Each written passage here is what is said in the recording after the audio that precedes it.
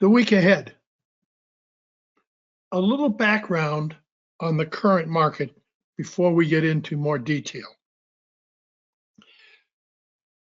The current market is what I refer to as a rolling market. What I mean by that is at one time, the tech stocks were leading the market. Now the tech's off, several percent from the highs for the year.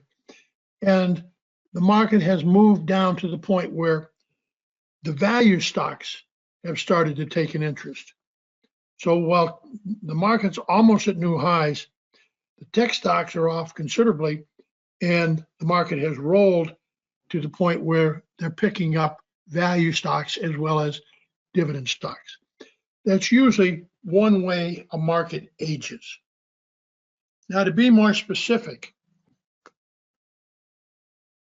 when buying or selling emerges from the 200-day SMA, the odds suggest that all time frames are involved.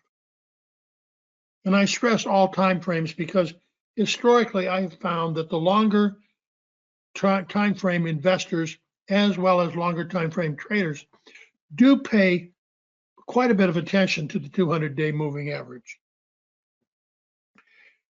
When the buying or selling is obvious from the 100-day and 50-day SMA, it is more likely that short-term participants are the predominant players.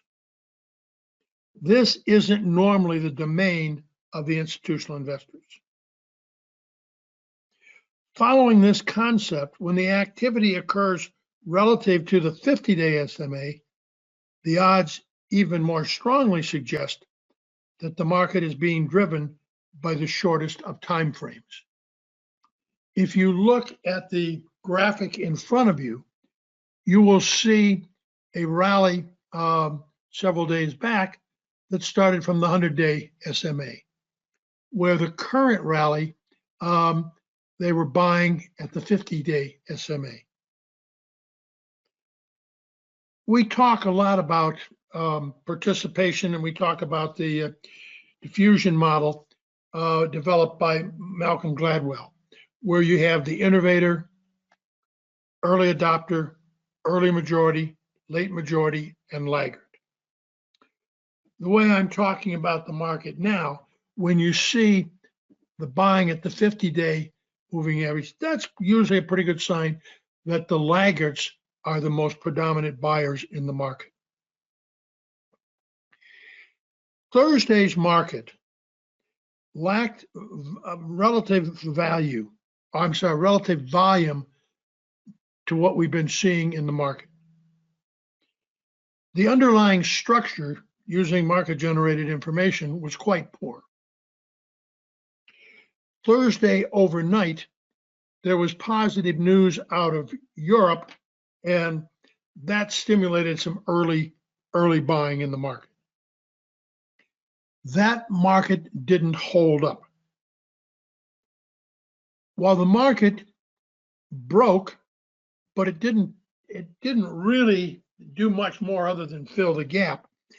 It spent the rest of the afternoon trying to rally back towards the morning highs, and it was unsuccessful in doing that. Friday, immediately after the close, the market sold off.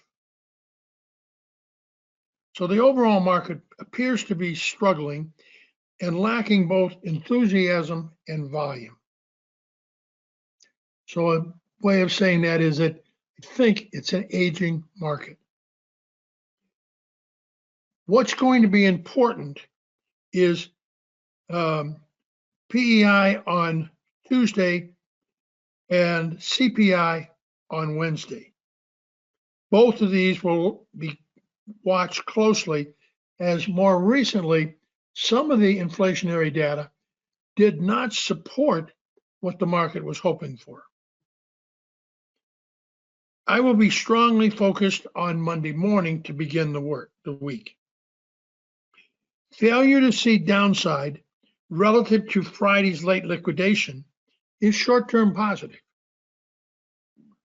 Downside follow-through to Friday's late liquidation is short-term negative.